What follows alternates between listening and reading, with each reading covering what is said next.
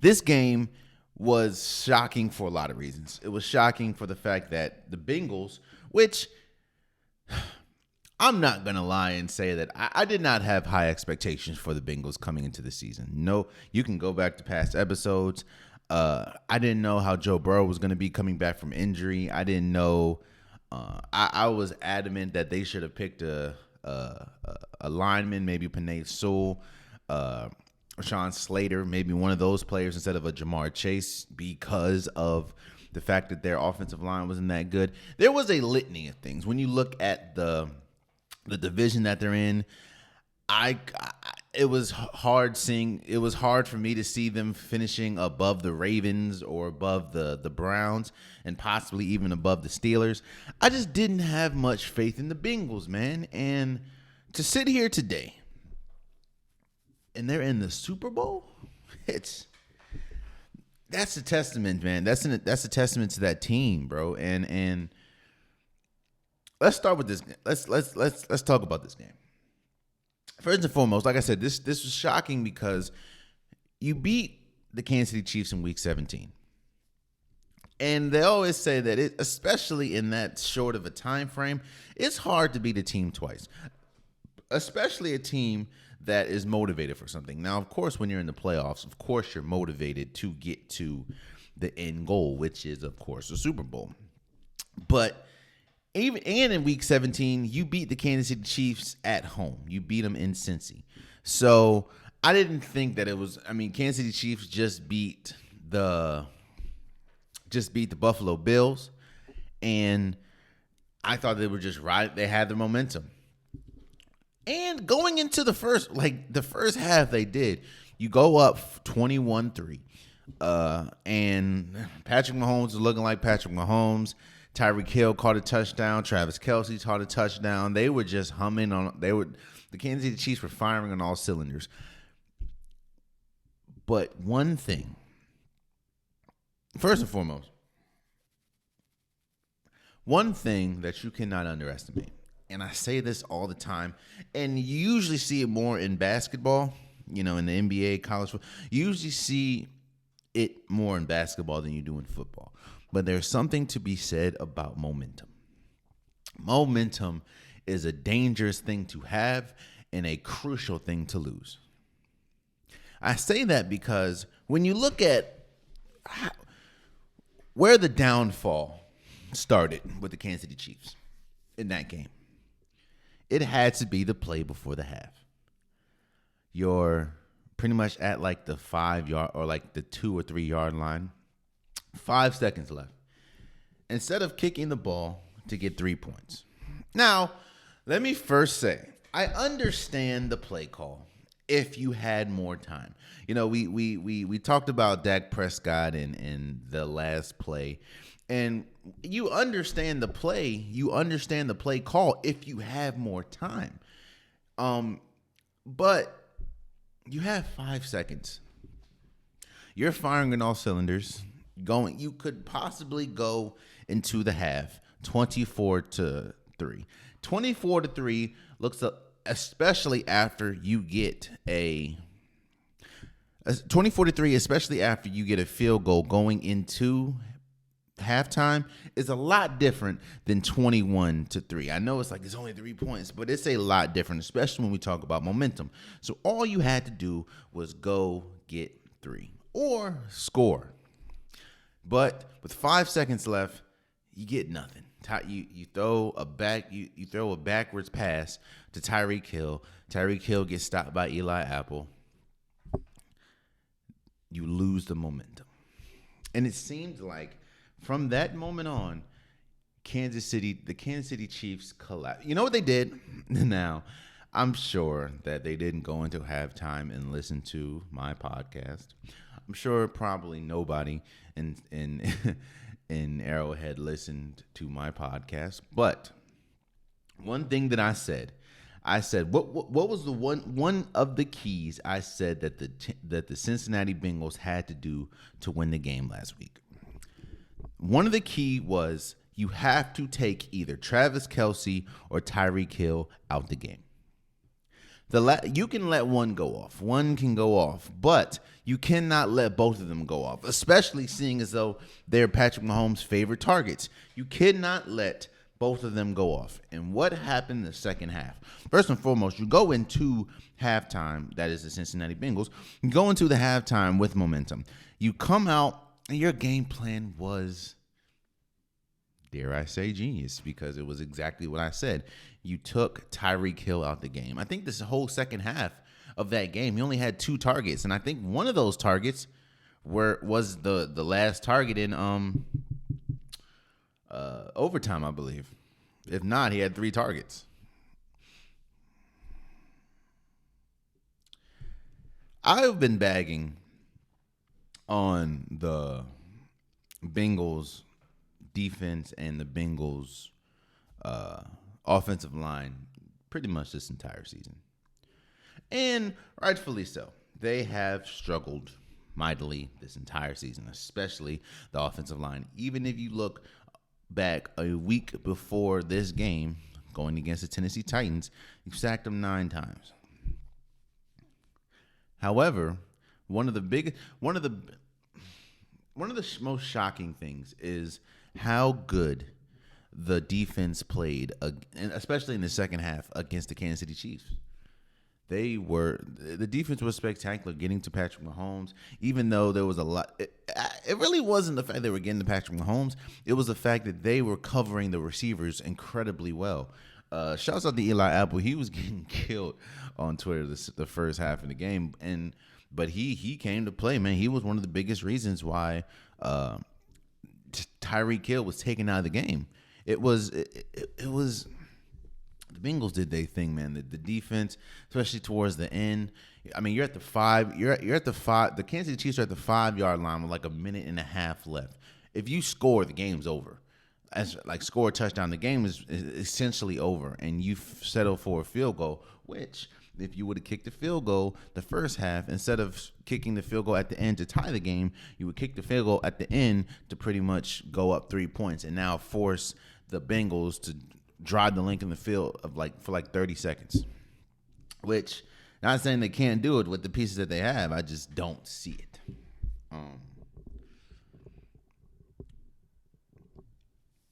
Let's talk. Let's be honest about it.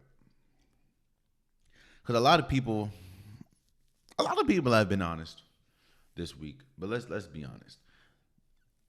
Majority of this loss, majority of the collapse in the second half has to go to Patrick Mahomes. You know, we're quick to give praise on Patrick Mahomes, and rightfully so. Patrick Mahomes is damn near unlike any quarterback we have ever seen in this league. From the way that he can catch fire, he reminds me of a basketball player. He reminds me of a Steph Curry, as far as when he catches fire, there's nothing that you can do. We just saw Steph Curry do it the other night against the Rockets. When Steph Curry catches fire, I mean, at that point, it's a wrap.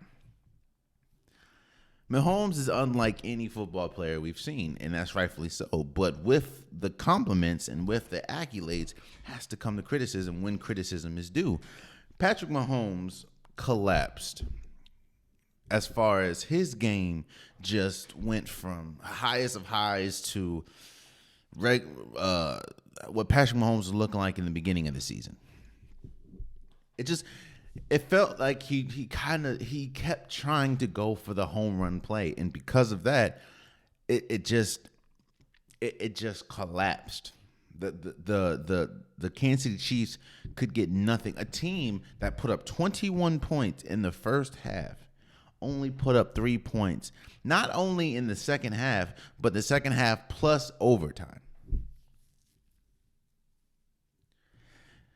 I'm not saying that it's the end of Patrick Mahomes' career, because it's definitely not. Like, anyone that's saying that is wild. But what I am saying is, you know, we're quick to give Patrick Mahomes praise when it deserves, and a lot of people want to. Well, the offensive line wasn't well. Well, if Tyreek Hill didn't drop a couple passes, no, this is on Patrick Mahomes. Now, of course, the defense could have been better. But This was on Patrick Mahomes. Gave up 2 interceptions, one in the second half, one in overtime. The second interception he threw into double coverage to Tyreek Hill. While Tyreek Hill could have caught the ball, you don't. Why I don't? That's not a smart play, especially in overtime. Especially when you win the coin toss. Let's talk about Joe Burrow.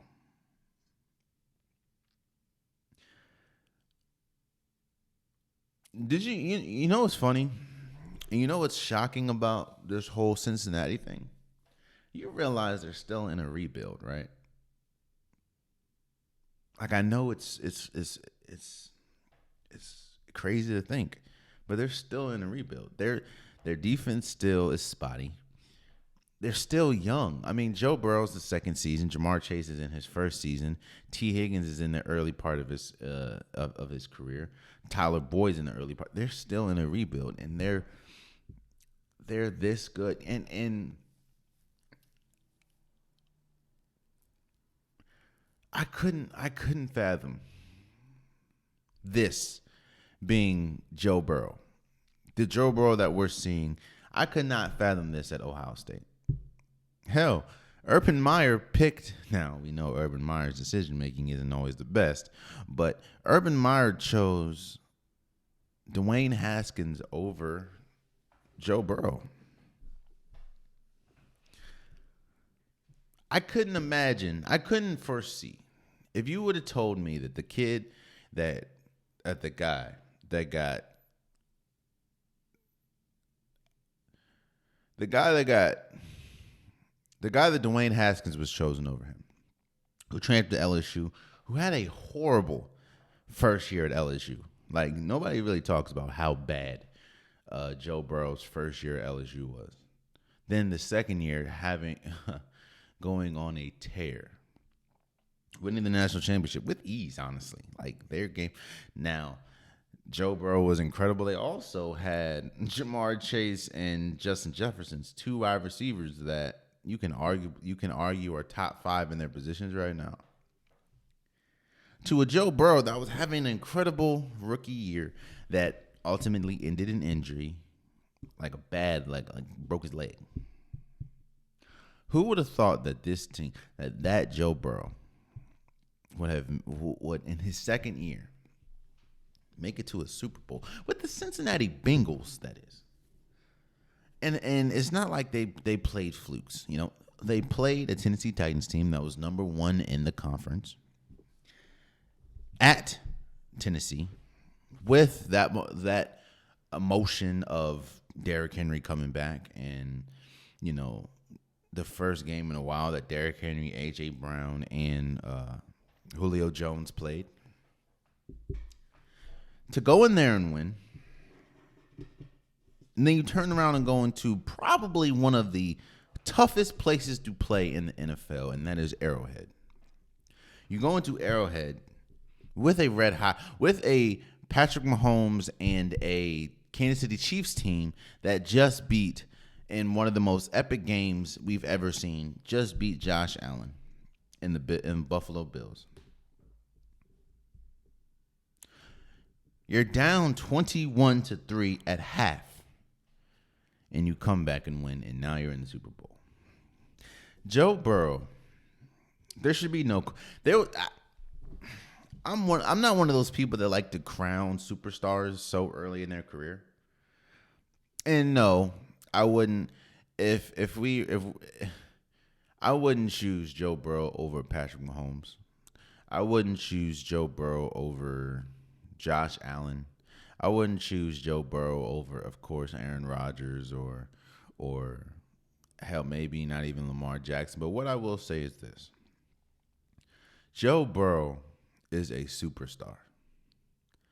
Joe Burrow, and it's not just the fact that he doesn't do anything special. And I think that's the hardest or the easiest way to explain it. He doesn't do anything special, but he never gets rattled. Hell, They were down 21-3, and they looked at Joe Burrow, and he looked cool as. I mean, the you see the memes, of course, when he's pulling up to the game in the outfit and everything. But Joe Burrow just never seems too. The moment never just seems too big for him. And while I say he doesn't do anything special, he doesn't really do anything bad either. Now he may throw an interception. He did throw an interception, I think the first half, but he doesn't do anything. He does what Perfect way I can explain this. He doesn't do anything special, but he doesn't do anything really to lose you the game. He will win you the game. That's the difference between him and Ryan Tannehill. Ryan Tannehill doesn't really do much special, but he doesn't really win you the game that much. And Joe Burrow, in my opinion, is way better than Ryan Tannehill at this point. But and this is just his second year, man. Joe Burrow is incredible. And I said this last episode, but to me, I wasn't wrong in saying that the Cincinnati Bengals should have went with maybe a Rashawn Slater or a Penei Sewell in the draft because of the constant need of protection from the offensive line for Joe Burrow. I will say that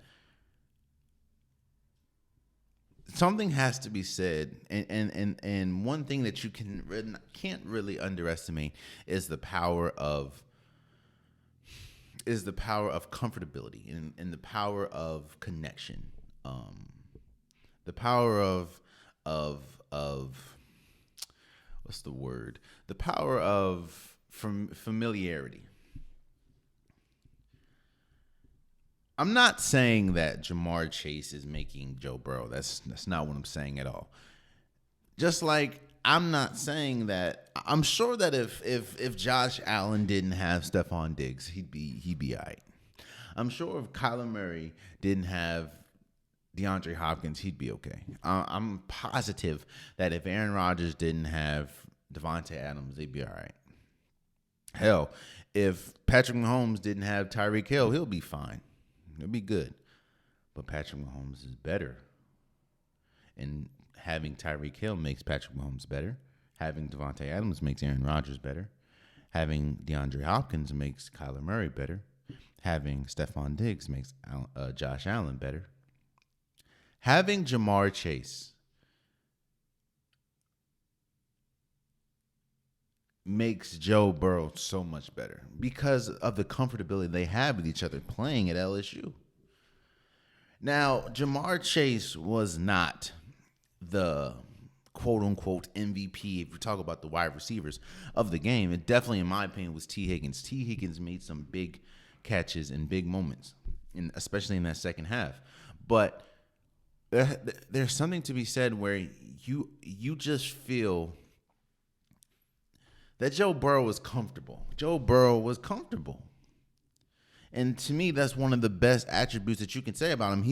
He just didn't get rattled. He was comfortable.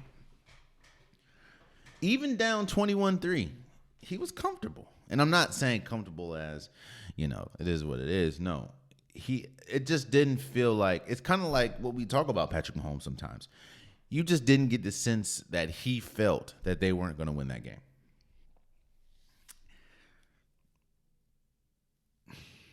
I'm shocked that the Cincinnati Bengals are in the Super Bowl. I have no problem in saying that my pick was wrong. My preseason pick was wrong. When we talk about the divisions and the rankings, they were wrong. I have been wrong.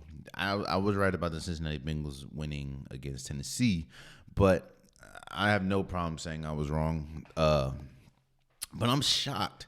I'm just shocked because of what they had how we perceive them going into this season. Especially when you're talking about a quarterback that had a season-ending knee injury last year. Like, bad, too. We all saw it against Chase Young and the Washington football team, or whatever their name's going to be. I'm shocked. Pleasantly shocked, though. I like Patrick Mahomes. I like Travis Kelce. I like Andy Reid, incredible coach, probably the second best coach in the league right now. Um, but I felt myself rooting for the Bengals. Once the second half got rolling, I was like, if the Bengals don't score in their first two drives, is over with, and they did, and I'm like, oh, I don't know, man. I'm shocked again. They went into Arrowhead and won. However, I'm happy.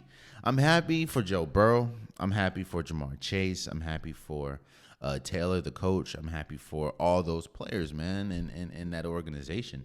I don't think has been there since like the 80s or something like that. Yeah, man, I was root. I don't know, man. I don't have a dog in this fight. Clearly, my team is nowhere close to as good as these two teams or these four teams, honestly. But I just felt myself rooting for the Bengals and rooting for this team, and that really speaks to the connectivity that this team could have on people. I want. And that's no offense to Patrick Mahomes and the Kansas City Chiefs. I would have no problem if they won. I think it'd be cool, but for a team, the fourth place team or fourth overall seed team that nobody picked to make it except maybe people in Cincinnati. Nobody picked them to make it, and now they're in the Super Bowl is incredible. So. And for the Kansas City Chiefs, man, it's not over. I don't think that I do think that the whole dynasty thing was a little too soon. People talk about Tom Brady did this and Tom Brady did that. Yeah, he had a 22-year career. He had 22 years to do that. So, I don't think this is it for Patrick Mahomes. I think that Kansas City Chiefs is still a young team. I do think that they need to kind of assess some things because it wasn't just Patrick Mahomes falling apart in the second half. They didn't make any adjustments. Like the adjustments that the Bengals made, the Kansas City Chiefs did not make any adjustments to those adjustments. So the game plan that they had, it wasn't working, but they didn't make any adjustments. And a lot of that's on the coaching staff. A lot of that's on Patrick. It just didn't come together. However, you still have Patrick Mahomes. You still have Travis Kelce. You still have Tyreek Hill. A young core, and they're going to be there. I think you need to re-sign Jerry McKinnon because he was big. I think they'll be, they'll still be a great team, and they still have the pieces to win. They need to figure out some things on the defensive side, like Melvin Ingram and stuff like that. But and what's going to happen with Tyrann Mathieu. But I don't think this is it for Kansas City. I just think that they do need to kind of this is like a gut punch, This is a gut punch and see what happens. Are they going to fall? And it's a gut punch because everything that they had is what people said. And I was one of the people. I said, if they had one of the biggest reasons why they lost Super Bowl was because they didn't have an offensive line. Their offensive line was playing incredible, and they still lost this year. So I do think it's a gut punch or another gut punch, and how you get off, how you get up. We could very well see them in the AFC Championship again next year. I don't know, but that we're not talking about next year. We're talking about now, and right now, Cincinnati Bengals are moving on to the Super Bowl. So shouts out to y'all, man.